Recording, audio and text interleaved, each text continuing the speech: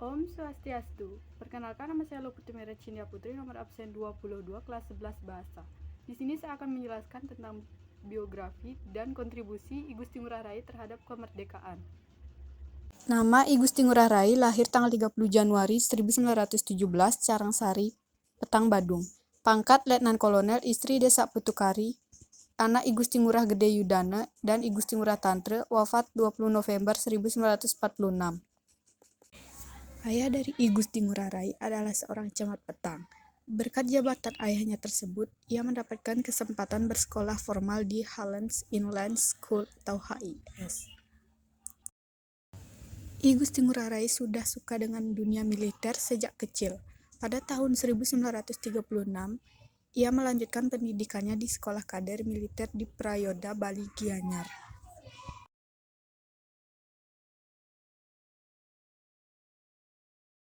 Lalu, setelah menyelesaikan pendidikan formalnya, I Gusti Ngurah Rai dilantik sebagai Letnan II pada tahun 1940.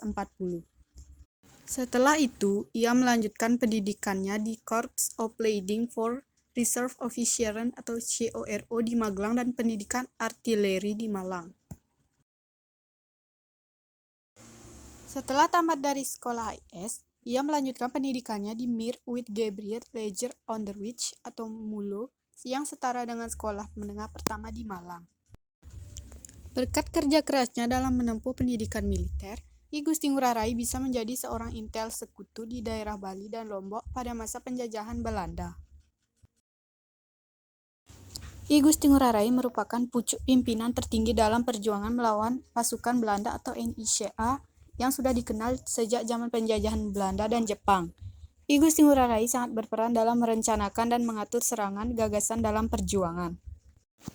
I Gusti Ngurah Rai juga sangat berguna bagi perjuangan Bali seperti keberangkatannya ke Pulau Jawa untuk mencari bantuan persenjataan dan personil dari Jawa dan perjalanan ke Gunung Agung sambil bertempur melawan NICA.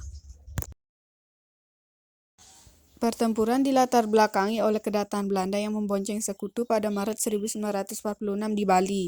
Ambisi Belanda mendirikan negara Indonesia Timur serta kekecewaan rakyat Bali pasca Perjanjian Linggarjati yang menyatakan Indonesia meliputi wilayah Jawa, Sumatera, dan Madura. Perlawanan rakyat Bali selanjutnya dipimpin oleh Gusti Ngurah Rai dan pasukannya bernama Ciungwanara. Sebagai pucuk pimpinan tertinggi dalam perang tersebut, I Gusti Ngurah Rai memiliki peran dalam menyusun strategi, mengatur serangan, hingga berkomunikasi dengan pemerintah pusat di Pulau Jawa untuk meminta bantuan. Pertempuran antara pasukan Ciungwanara dengan pasukan Belanda berlangsung sangat sengit. Karena tidak memiliki perlengkapan senjata yang mumpuni, pasukan Ciungwanara menggunakan teknik perang gerilya untuk melawan Belanda. Hubungan dengan Pulau Jawa menjadikan para pemimpin di pusat Republik Indonesia mengetahui situasi perjuangan di Bali dan kemudian memberi arahan dan bantuan baik senjata maupun personil. Namun, pada akhirnya I Gusti Ngurah Rai gugur beserta seluruh pasukannya dalam puputan Margerane.